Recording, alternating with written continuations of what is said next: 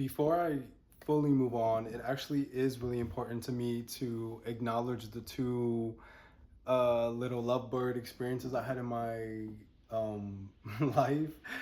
So the first one we'll say is X B.2, B and a half, I don't know, in between B and C. Um, it is very complicated as all of my relationships and very nuanced. Um, but in short, I very much stopped dating, XB, my very toxic Scorpio relationship that I was stuck in for, 4.5 years. This was about 2 years in. I literally stopped dating one person, him, and then the next day, very much started dating this next person who was such like a a kind, beautiful soul. He was, well, yeah, definitely kind, beautiful soul, but he very much had like a dark, mysterious side to him. I don't remember what his sign was, but I remember that he was Colombian, and that literally got me quickly. He was Colombian. He had an accent. He spoke, his first language was Spanish. We worked together at Home Depot at the time. It was like the cutest little meet cute. He was working in the paint department. I was working in the flooring department, which were right next to each other. So we would kind of always walk by, or like, anytime we needed to like get each other's help for a customer, just be kind of like giving the googly eyes, flirting a bit. I'm pretty sure he knew that I had a boyfriend, and he likely, if I remember correctly, did not care. As far as like flirting with me still. And then the second that we broke up, I was very much like, "Do you want to go out? Like, let's do this. Like, what?" But really, the like biggest thing that came from that in the beginning was that, I was struggling with the idea, because remember, this is like XB. This is 2 years into our relationship. I'm probably about 20, barely about to, or I think just turned 22 years old. Still have issues with loneliness and being alone and ending up alone. And now on top of that, believing that I would never meet somebody else, that like this is my only chance at love with XB, and like I just like can't even fathom that I can meet somebody else. So when this beautiful, fair-skinned, Colombian, Spanish-speaking man, a queer person, actually, very queer person, he was an artist too. I'm pretty sure his pronouns are he, him, they. He was an artist, like a painter, went to SAIC, like he just was like a literal beacon of hope, that like, and he was literally interested in me. He found me attractive, like he very much wanted me. It was like the beacon of hope that I needed to literally leave the most toxic relationship I have ever been in my life, still to this day, and that's literally like almost 10 years ago. So I bring that up because obviously the relationship didn't start in the best of circumstances, but it like was the necessary catalyst for me to literally leave and say literally fuck you. Like I hate you. Like I want nothing to do with you, to XB. And oddly enough, this was around the time that Find My iPhone was like a thing, and whole time XB had my location from way back when in the day. My zillennial brain had no clue about this. What didn't he like literally that never crossed my mind that he could even track my phone. Not even that he was that was even a thing. Um, so I remember there was like at least 4 to 5 times that I went out on a date with Mr. Colombian, Mr. Worldwide, and XB showed up, literally, or showed up, but like in that moment, like appeared. And I was like, oh my God, like what a small world. Like what is going on? Like he is just everywhere. And it wasn't until later, that I found out that he had my location. Oh, I was so upset about that, but didn't leave. Like literally the red flags were like, I didn't see him. But in the moment though, because this was also like a winter love story, it was so cute. He lived in Pilsen at the time, which is a neighborhood that I frequent a lot now. I live there, and literally now I'm in Pilsen currently. but I've also lived here a couple years ago. So it was my first introduction to this neighborhood, which is a Mexican American neighborhood in Chicago on the Lower West Side. And like it was around wintertime, like in November to like January, February.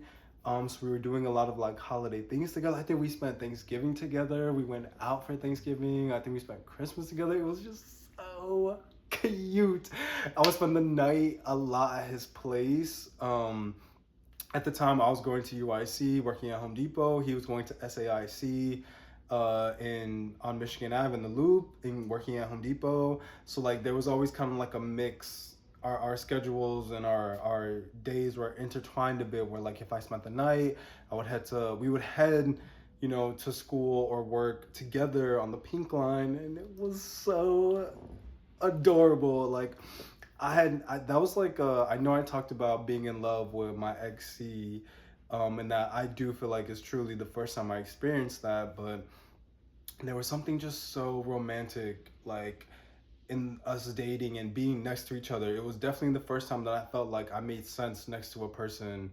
I wasn't worried about how we looked next to each other, and I was very, very sexually attracted to him, and he was packing like, but at the time I literally like I'll say I did have feelings for XB, and my heart was not in the relationship with B.2 with XB and a half. And I just could not stay up. Like I could get up, but I couldn't stay up. And at the time, he was wanting me to top him more than I was new to bottoming. I actually had not really bottomed much on my last two relationships before him, so I was not good at it. So he did more of the bottoming, and I just literally could not stay hard, and I hated it so much. His body was so beautiful. Like he was just so sculpted, and like he was strong too, like just so handsome. And I hated XB even more that he was getting in my way, even though we broke up. And then the what is it? I don't know. I was gonna say silver lining, and it's not a silver lining, but the trick up his sleeve was that he kept texting me and like saying how much he missed me. He wanted us to be together. He obviously knew that I was trying to move on and already had somebody else, which was killing him.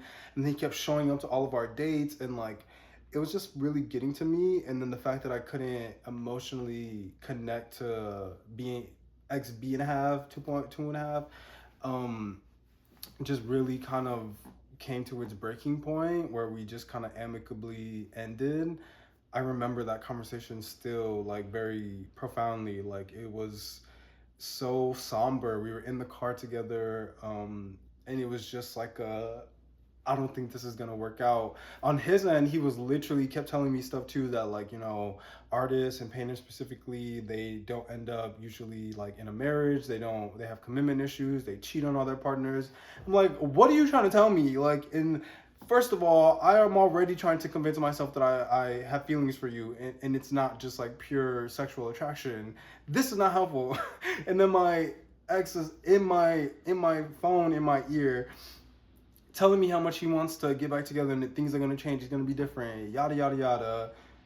And of course, spoiler alert, we amicably were like, okay, this is going to end, and then ran right back to XB and just proceeded for the next 2.5 years to be the hardest head known to man, because it just got worse, and we're not going to get into it. But I think that the relationship, and the reason I define both of these two examples are because it was exclusive. We were, we had the title. We agreed we wanted to be, boyfriends.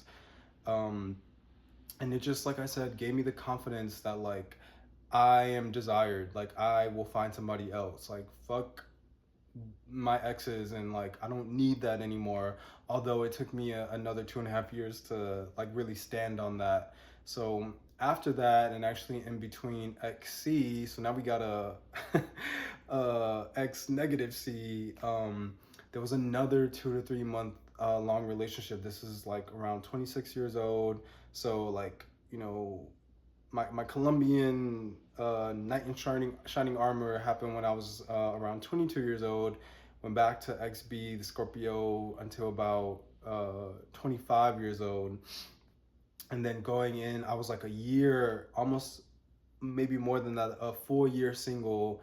Around my 26th year, I met this guy, which was like the the craziest, not craziest, just like the, I don't even know how to define and label this meeting. I think it was a cute meet. It was definitely a cute meet. So it was at the bathhouse. If anybody knows what that is, Steamworks up in Boys Town on the north side. It's a area where men go to pay to have sex. And I went there very randomly. I think it was like one of my first times, if not like my second time. And I definitely second time because I kind of knew the law of the land and what to do. And I'm just walking around. I usually just like hit the, hot tub, the steam room, kind of, stay in there. And actually I was like, yeah, standing above the hot tub, and then literally without skipping a beat, I had one guy on the left side of me start like asking me questions, like I don't remember what specifically, but like, hey, what's your name, how are you, like you're very handsome type thing. And then within like 30 seconds, another guy, X negative C, come up to me and start carrying conversation too. And I literally was like Demetrius, I'm good. Like I was literally going back and forth with both of them, and I was just like freaking out because I was like, I don't know what to do. Like, why are y'all like clearly I'm talking to somebody? Like, can we read the room?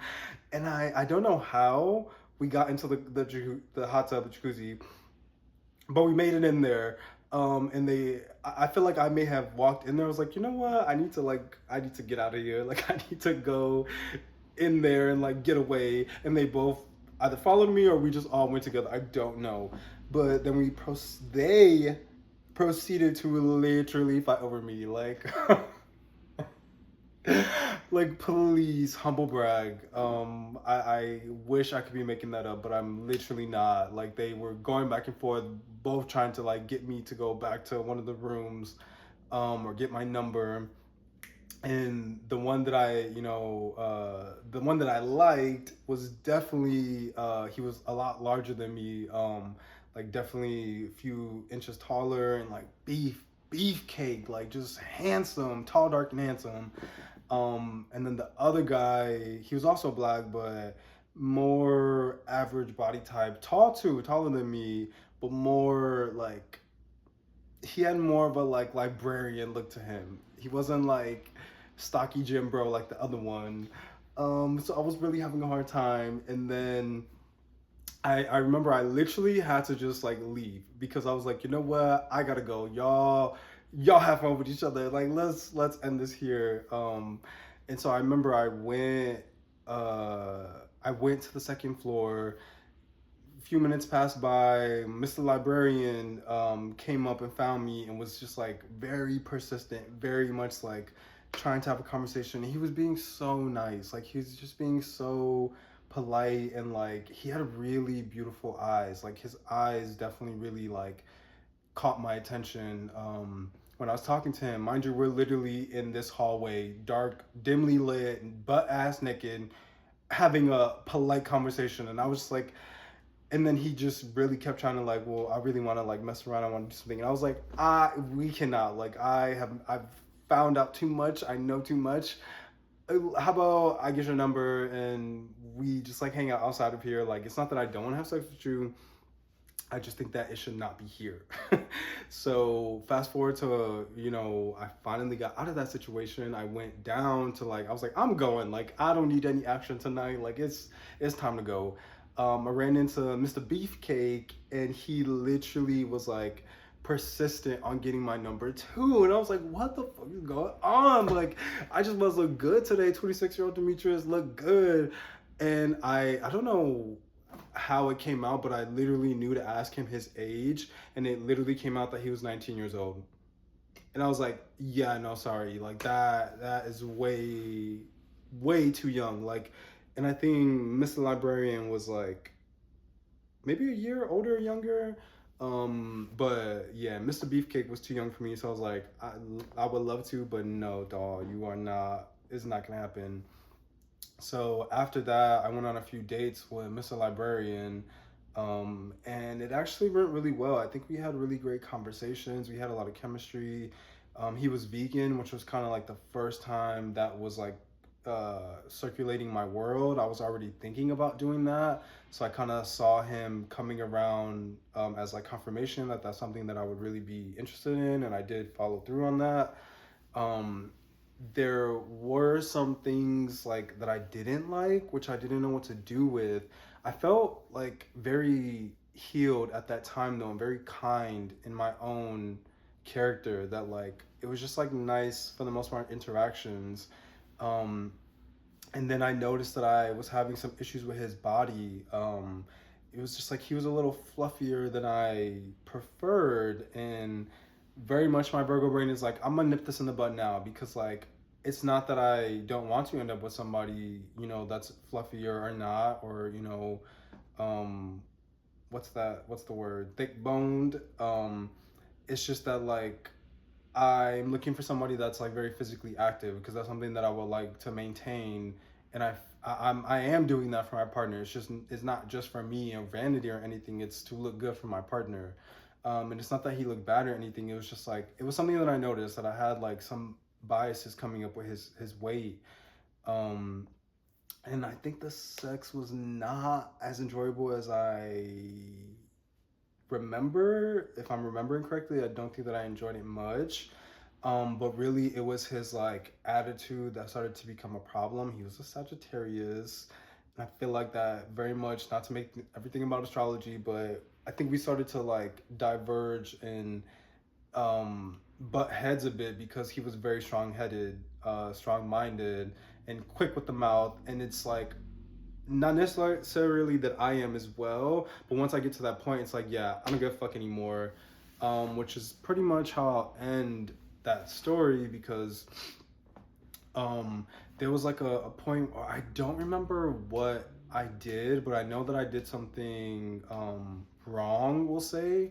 And before I remember, before he could even like go off on me about it, I literally I don't remember what it was. Like it was like maybe being jealous or possessive. It definitely wasn't that, but something on that level where I remember apologizing to him. I literally sent him like paragraph on paragraph of like, what, I'm sorry, like that definitely wasn't the way. There's a better way to communicate things, to be blah blah blah. And he literally, I remember very distinctly, soon after that, we were on the train headed home, headed to my place together in Little Village.